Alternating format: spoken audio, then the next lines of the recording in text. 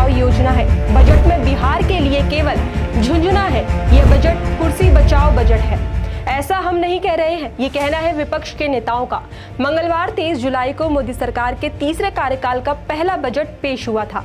इस बजट को वित्त मंत्री निर्मला सीतारमण ने पेश किया था। एक तरफ जहां सरकार के मंत्री इस बजट की जमकर तारीफ कर रहे हैं, वहीं विपक्ष ने बजट को निराश करने वाला बताया है। तो ऐसे में जब से बजट को पेश किया गया है, तभी से इस पर सियासी घमासान जारी है। विपक्ष के नेताओं का लगातार एक के बाद एक बयान सुनने को मिल रहा है। तो आइए आपको बताते हैं कि किस नेता ने क्या कहा। तो सबसे पहले आपको बताते हैं कि कांग्रेस अध्यक्ष मल्लिकार्जुन खड़गे ने क्या कहा। मल्लिकार्जुन खड़गे ने बजट को लेकर सरकार पर हमला बोलते हुए कहा कि कांग्रेस के न्याय एजेंडे को ठीक तरह से कॉपी भी नहीं किया। मोदी सरकार का नकलची बजट है ये। मोदी सरकार का बजट अपने गठबंधन के साथियों को ठगने के लिए आधी अधूरी रेवड़ियां बांट रहा है ताकि एनडीए बची रहे। ये देश की तरक्की का बजट नहीं है, मोदी सरकार बचाओ बजट है। तो वहीं आगे रायबरेली से सांसद राहुल गांधी ने बजट पर प्रतिक्रिया देते हुए कहा कि ये कुर्सी बचाओ बजट है। उन्होंने मोदी सरकार पर हमला बोलते हुए कहा कि सरकार के इस बजट का मकसद सहयोगियों को खुश करना है। अन्य राज्यों को इस बजट में केवल खोखले वादे मिले हैं। वहीं राहुल गांधी ने केंद्रीय बजट पेश होने के बाद केंद्र सरकार पर कॉपी पेस्ट सरकार होने का आरोप लगाया। बजट 2024 पर समाजवादी पार्टी प्रमुख अखिलेश यादव ने कहा कि सरकार बचानी है तो अच्छी बात है कि बिहार और आंध्र प्रदेश को विशेष योजनाओं से जोड़ा गया है। उन्होंने पिछले 10 वर्षों में बेरोजगारी बढ़ाई है, लेकिन उत्तर प्रदेश जैसा राज्य जो प्रधानमंत्री देता है, क्या वहां किसानों के लिए बजट में कुछ है?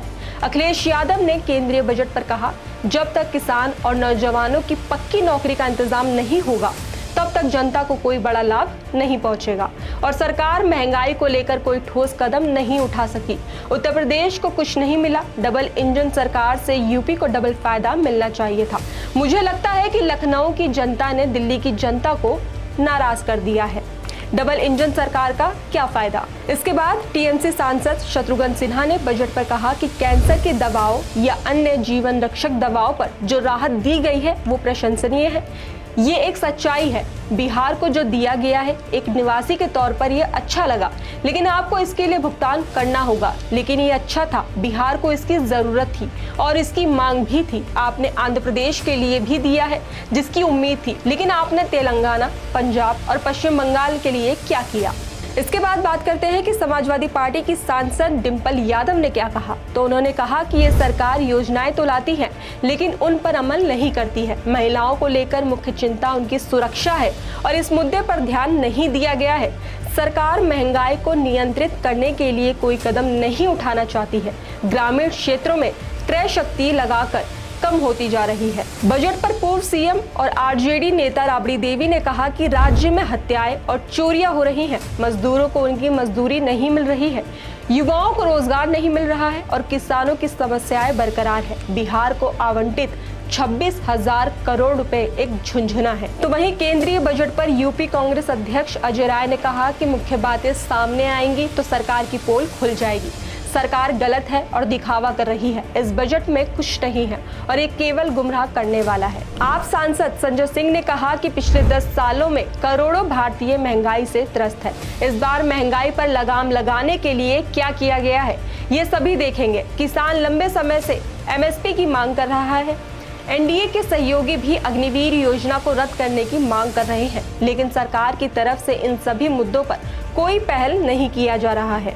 तो वहीं आगे केंद्रीय बजट पर कांग्रेस सांसद गौरव गोगोई ने कहा कि बजट के जरिए प्रधानमंत्री अपने करीबी करोड़पतियों की मदद करेंगे। मध्य वर्ग और ईमानदार करदाताओं को खोखले वादों के अलावा कुछ नहीं मिला। केंद्रीय बजट के बाद शिवसेना यूबीटी सांसद प्रियंका चतुर्वेदी ने कहा कि मुझे लगता है कि इस बजट को प्रधानमंत्री सरकार बचाओ योजना कहा जाना चाहिए, क्योंकि उन्हें एहसास हो गया है कि अगर वे अगले 5 सालों के लिए इस सरकार को बचाना चाहते हैं तो उन्हें अपने गठबंधन सहयोगियों को खुश करने की आवश्यकता होगी।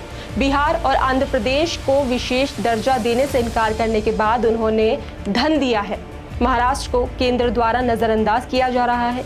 यह एक ऐसा राज्य बन गया है जहां आप लगातार पैसे लेते रहते हैं। और आखिर में बताते हैं कि कांग्रेस सांसद शशि थरूर ने केंद्रीय बजट पर क्या कहा।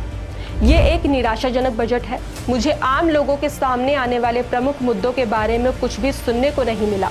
आम लोगों की आय में सुधार के लिए उठाए गए किसी भी कदम का अपर्याप्त उल्लेख था।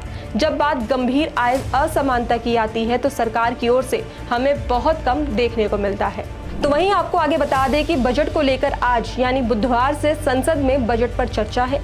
संसद की कार्यवाही शुरू होने से पहले विपक्षी सांसदों ने प्रदर्शन किया। विपक्ष के प्रदर्शन में कांग्रेस की पूर्व अध्यक्ष सोनिया गांधी, राहुल गांधी समेत कई वरिष्ठ नेता शामिल हुए। प्रदर्शन के दौरान पत्रकारों से बात करते हुए अखिलेश यादव ने कहा, हम सभी मांग कर रहे हैं कि किसानों को एमएसपी मिलना चाहिए, लेकिन समर्थन मूल्य किसानों के बजाय उन गठबंधन सहयोगियों को दिया जाता है जो अपनी सरकार बचा रहे हैं। तो इस खबर पर आपकी क्या राय है, हमें कमेंट में जरूर बताएं।